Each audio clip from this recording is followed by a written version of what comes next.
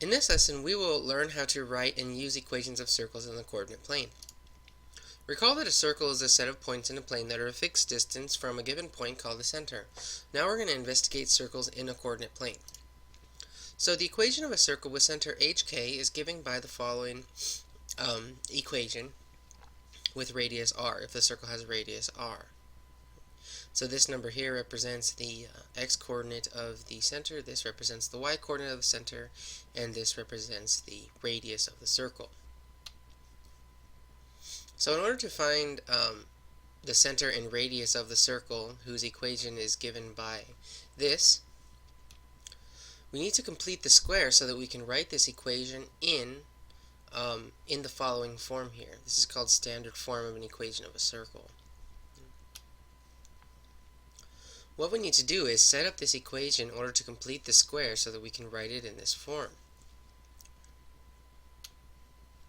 So in order to complete the square, I need to add -4/2 to this portion of the equation, add 2 divided by 2 to this side of the equation, and I need to balance this by adding those exact same numbers to this side of the equation here. If you've forgotten how to complete the square, I recommend you refer to your notes from algebra. So simplifying, I get the following equation, which then allows me to factor and write the original equation of the circle in this form that enables us to find the center just by inspection, just by looking at the equation. So if we look back at the equation in center and radius form here, okay, we can see that the x-coordinate of the center is the number 2, whereas the y-coordinate of the center is given by -1, and the radius is 3 from this. So there's this information. Now we can graph the circle, so we can start by graphing the center at 2, -1, so here's the center, and the radius is 3. So all of these points are a distance of 3 units away from the center.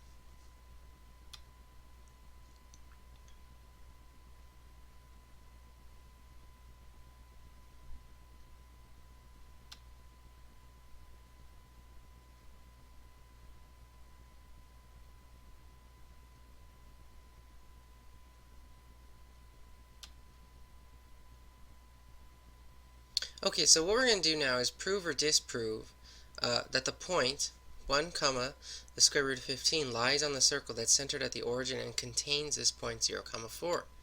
Okay? So what we're going to do is we're going to plot a point at the origin and at 0, 4. What we can do is we can use the 2 points to help us draw the circle centered at the origin that contains this point, so we get an idea of what this circle actually looks like. So here's the center of the circle 0, 0. Here's the point 0, 4. So that means I'm drawing a circle with a radius of 4 units. Now we need to determine if the point 1, square root of 15 is actually on the circle or not. It looks like it may be, but we need to check to be sure. So like we said, the radius is 4. And what we do is we use the radius and the coordinates of the center to write the equation of the circle. Okay?